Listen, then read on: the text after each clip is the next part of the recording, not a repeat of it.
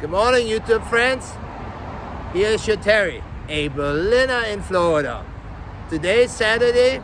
We're out here in Cape Coral at this very special place. It's called the Brotherhood of Heroes. As you guys remember from my previous videos, from my last 49, that I'm a proud American by choice, by birth German, by choice American, and I always salute the veterans, the men and women who served this great nation.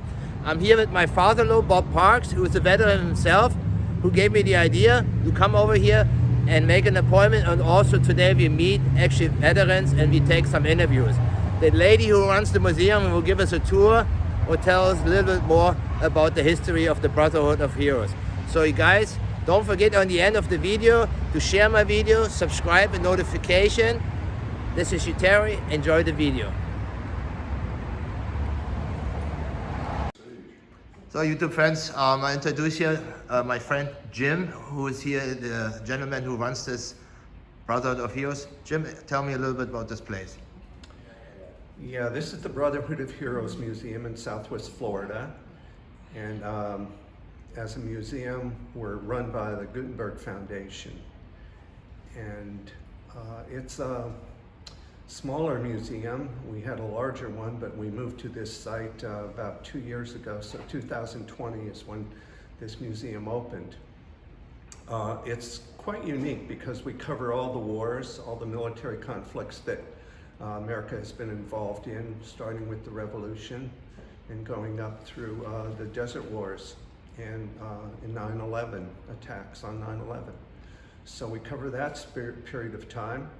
And we also, in this area, we honor the first responders, which are the firemen and police and ambulance corps. So this area also covers that and honors those people. But our main focus probably is to make people aware of what our history has been through the years, not only in Southwest Florida, but also how it's impacted the world stage.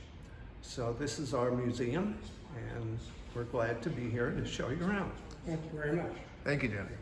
So this is the main hallway to our museum, and it does honor the first responders, the police and firemen. And we have fully dressed mannequins up front to show you what they wore or are wearing at this time.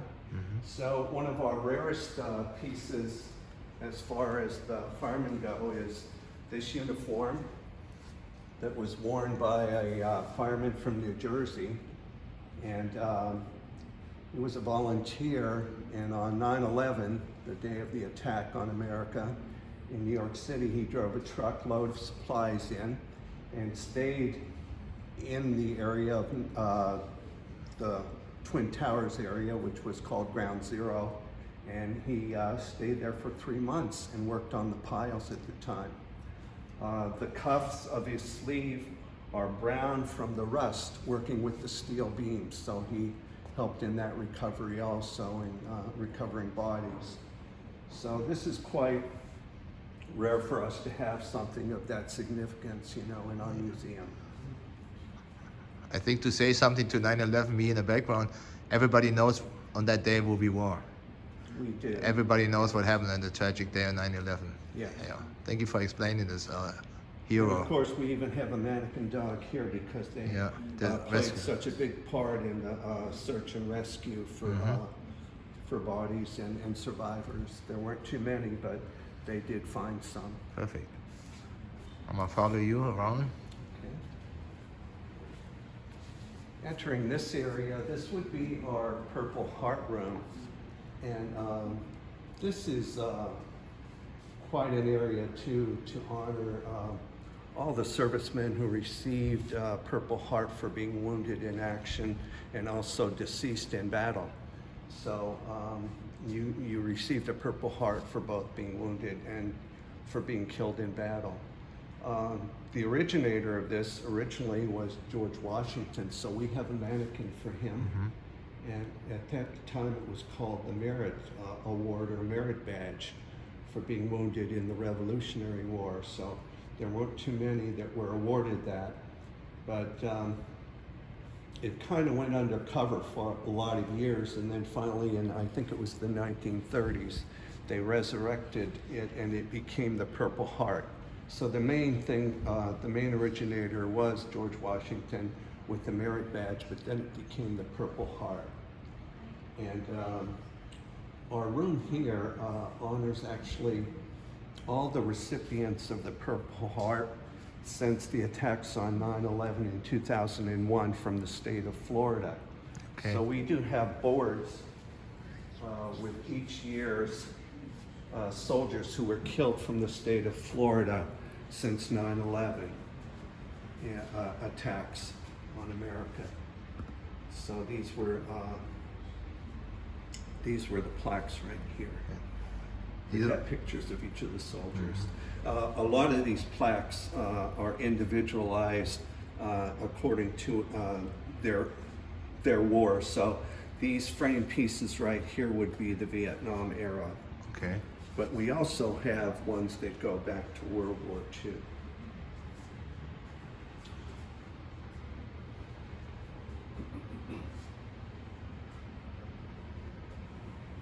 These all these years when these people passed away, right? Yes, from the state of Florida, so we have their individual pictures, yes. And we will be updating these too because it goes to 2014, but there have been some that have died in battle since that time. Yes, sir. So we will be updating this. This display case has a very important Purple Heart designation. It includes the Purple Heart that belonged to a pilot in World War II who was killed in action. His name was John Savage, and he flew an Avenger in the Pacific War. So we have his logbook, which notes the day that he was missing in action, that he did not return from his action or his flight. So that gives the exact date of when he died. That's his Purple Heart. And these other pieces are pieces like his computer, odometer computer from the plane, yes, and his leather patch that he wore on his uniform. And also these pieces he received in college. So we have his college slide rule when he was in college. And these ones you all received, these medals there? This is the actual display for John Savage with his logbook. These others are individuals that were donated to our museum. Mm-hmm. And that's him? No, this would be him in that small inset picture. Okay. Yes. The Vietnam Memorial in Washington. So 58,156 soldiers were killed in Vietnam. Yes.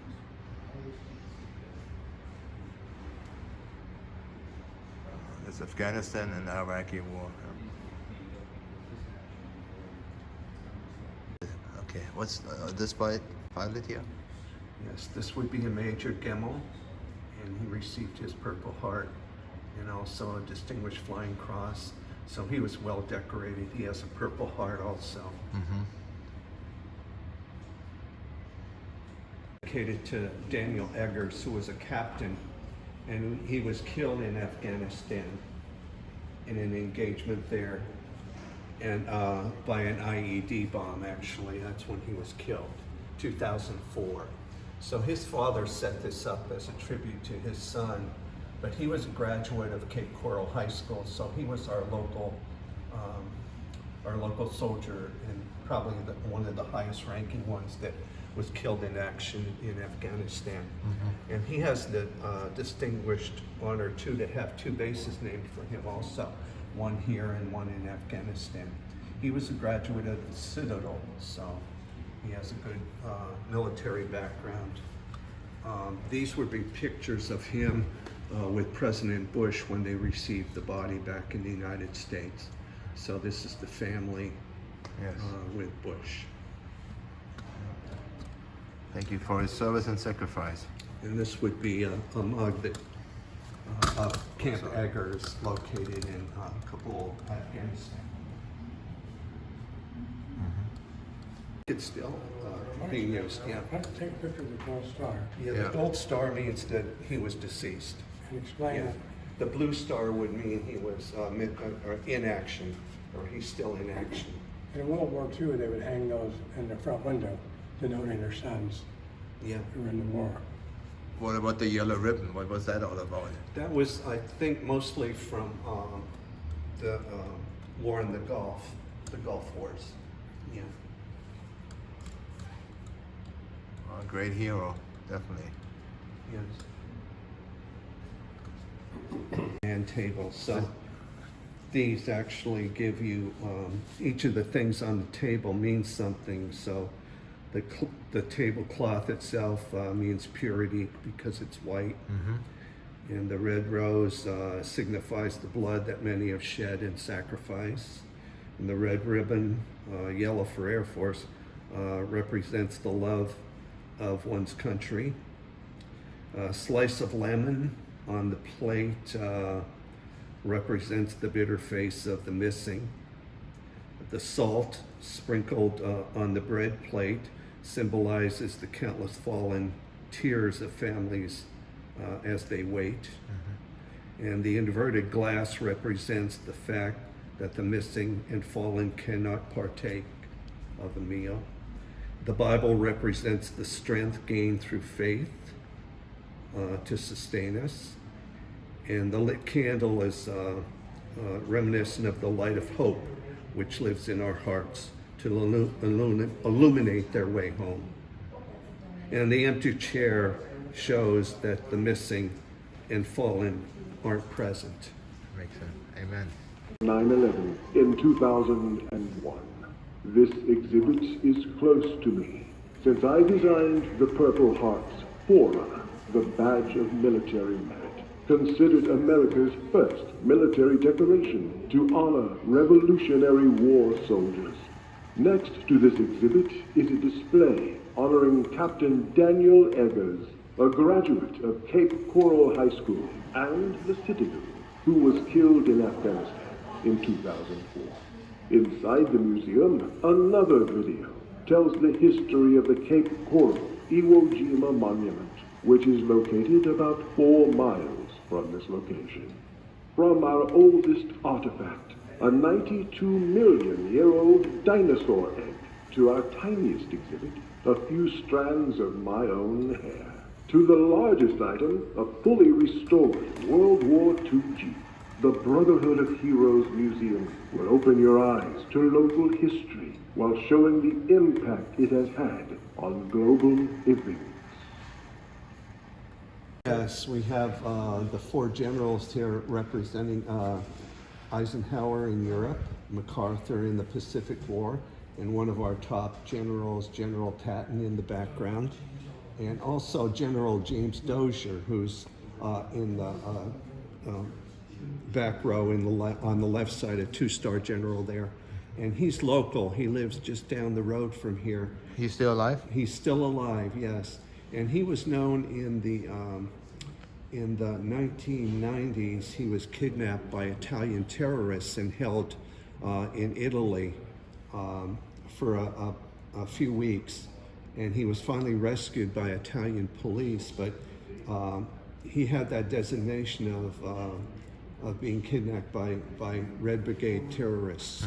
So he did survive that, and he had an audience with President Reagan, right after that, after his release. Okay, thank you.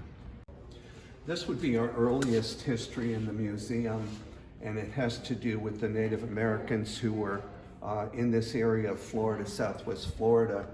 The first Indians here were the Calusa tribe, and they lived off the water, so they worked a lot with shells, and they made their tools from shells. And they were taken out by a lot of the Spanish. When the Spanish came, the explorers, they took them into slavery, and also a lot of them died from disease spread by the Spanish here.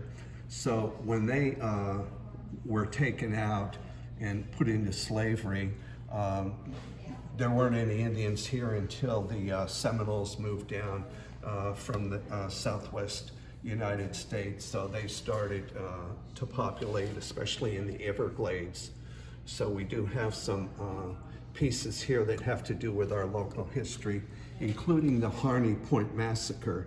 Those beads in the corner there that are in the frame had to do with a massacre site, which is located just about a mile from our museum. And it was an outpost run by soldiers. There were about 24 of them. And in 1839, they were attacked by a group of Indians, and a few of them were killed, and a few of them escaped, including the Colonel William Harney, and that's where we get our name, the Harney Point Massacre. And the frame also shows one of the primary attackers, which had the American name of Billy Bowlegs.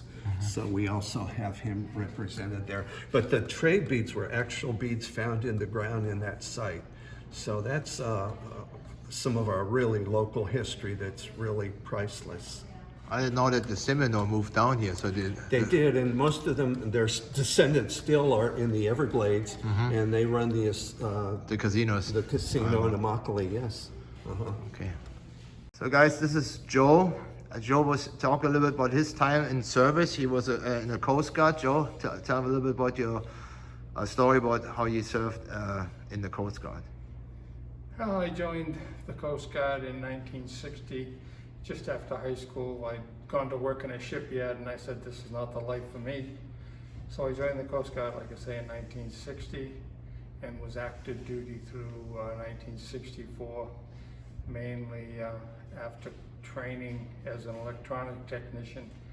I was assigned to the Ocean Station, 3 11-foot Ocean Station vessels. This is prior to satellites, so especially aircraft going across the Atlantic or the Pacific, they needed something in the middle as a beacon to let them know where they were. And so we were the beacon. So we would drift around on station out in our case, the North Atlantic, take weather information, and then the aircraft flying over could radio direction find to where we were. So once they knew where we were, they knew where they were. So that was at times boring, but some of the North Atlantic weather made it very interesting. Were you drafted or did you join freely? No, I joined freely. Okay. I had not family, but friends of family who were Coast Guard, and I just decided I didn't want to